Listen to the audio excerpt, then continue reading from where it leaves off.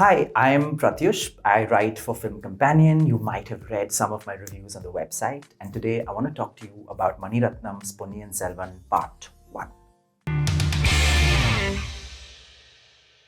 In a 1994 interview with Filmfare, Mani Ratnam had said that adapting the freedom fighter and writer Karthi Krishnamurthy's 5-part historical fiction, Ponniyin Selvan, was his dream project. He had worked on a draft with the actor Kamal Haasan in mind.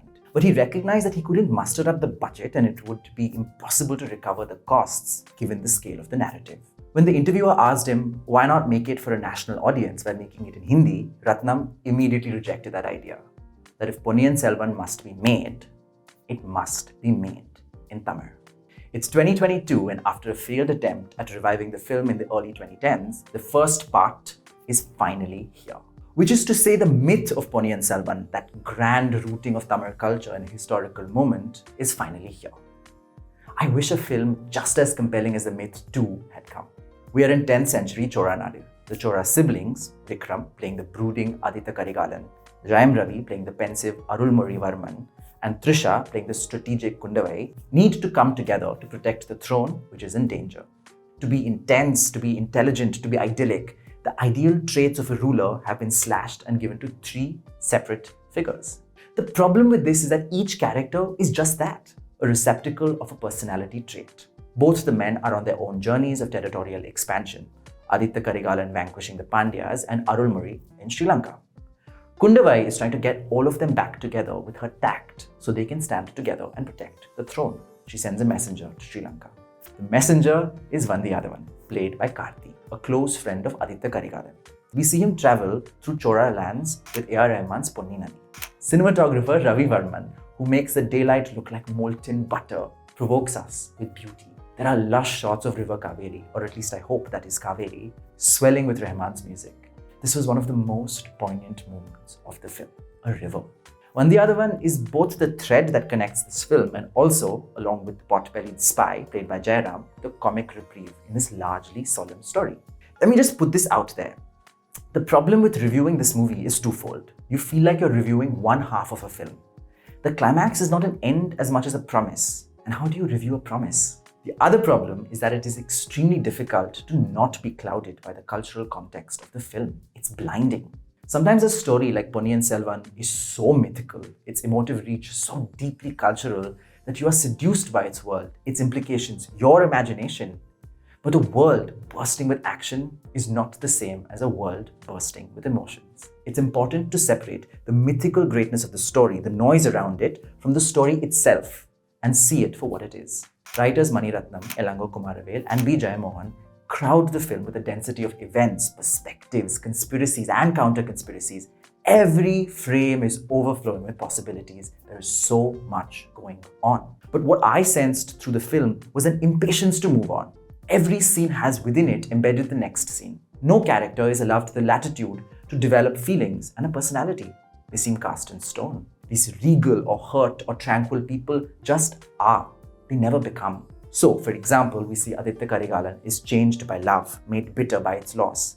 But we don't get to see the change. We only see him rage loudly over it. Is that enough to feel? This heaving, forward-looking motion can get exhausting because as much as a scene must lead to the next, it must also stand on its own. Even the music is filmed with this rushed energy, which was why I suppose the music videos were not released to promote the film. Because there was none of that awe and stillness that we have come to associate with Ratnam's musical gaze. That calm instead is located in the beauty of Nandini, played by Aishwarya Rai Bachchan, the chief antagonist of this film, a former lover of Aditya Karigalan, whose love soared into vengefulness. She is filmed with such lush lighting, such soft music. Even the gold borders on her saris seem as though lit from within, the jewelry bursting sheets of gold light at us, at her face. Every time she appears on screen, the film, as though allowing you to breathe, paused for beauty. This is the Ratnam that I grew to love, whose cinema showed us that beauty, that style, that silhouettes, if shot with a compelling and innovative eye, if staged with inventiveness, can be enough. It is why films like Ravanan, Kaatruveliyidai, Kadal, all flops by the way, have the following they do. The problem is that Nandini seems to be the only one inflected with complexity, and the film allows her eyes to express that complexity. Even after a scene is over, the dialogue's delivered, the camera lingers on her face. She twitches her eyebrows, she widens her eyes, she looks you up and down. You are never inside her mind, but are grateful for hints of it. The emotional tumult of her story is hinted at here, but again, how do you review a hint? Ponniyin Selvan is certainly an interesting historical film in that it treats history as though it was contemporary. Unlike the historical films we have seen, there is no burden to have a message, to draw cultural capital from that past moment to solidify any present bias. This world unfolds casually with Prathyush production design. Onions, turmeric pods, buttermilk and bangles are sold in markets. Even the walls of monuments look aged and cracked. It is as though the 10th century is the contemporary. Like Kadal, Ponniyin Selvan 1 too ends in the rough seas. It is a thing Ratnam does. He isn't the most articulate director when it comes to action, and so he tries to concoct the adrenaline of a pummel by shaking things around the action. In Maunaragam, for example, he had people run and rush right in front of the camera, so it felt like rapid cuts. In Agni Nakshatram, it was the silhouettes of the boxers cutting the backlight.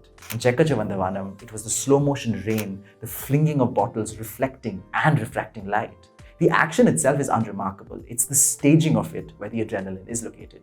So here, with cinematographer Ravi Varman's rapid cuts, Shrikar Prasad's edit, the rough CGI seas, or the sooty battlefields where clouds of dust look like mist, Ratnam is able to concoct something resembling adrenaline. But there is only so much a quaking camera, a frenetic edit can do.